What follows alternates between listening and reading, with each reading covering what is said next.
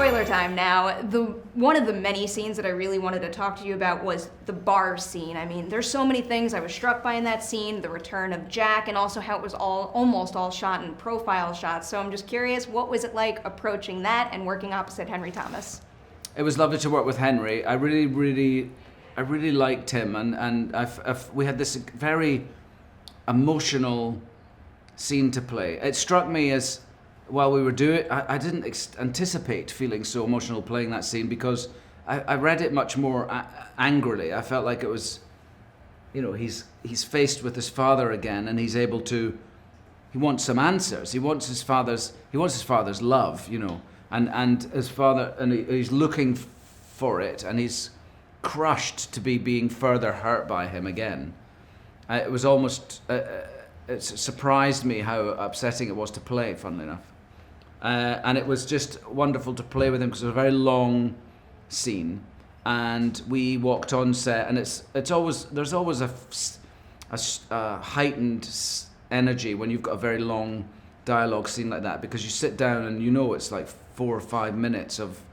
We played it from start to finish. We didn't break it up, and it's lovely because it's a bit like theatre. You just you find you're not anticipating anything. You're just in the moment with it, and it was lovely to play with him. He was just lovely to hang out with between takes and talk to, and we again had things in common, and it was lovely to work with him.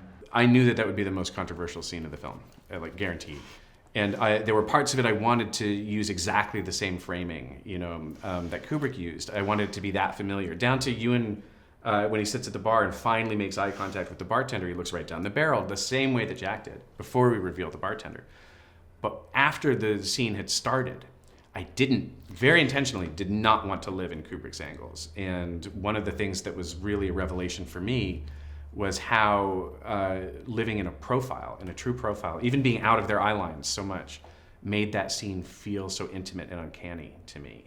It's one of the few times that I was trying very hard not to homage Kubrick's coverage. And I love the bizarre feeling that it gave me. And only kind of coming frontal to Ewan in pockets, and only coming around on Lloyd, one time at the very end. It just felt like the right balance. But it was one of the hardest scenes to crack in editorial. It was one of the ones I agonized over, kind of frame by frame. There have maybe been 200 versions of that scene. I haven't seen how they've finished, because I saw the film before it was locked, so I haven't seen how it's ended up. It wasn't all in profile when I saw it, so it'll be interesting to see. The cut to the reveal of him, full on, perfectly timed. Right. The shots were matched from the scene with Jack in the original film. I mean, they did the same lenses, the same angles. The bottles behind him are the same bottles in the same order.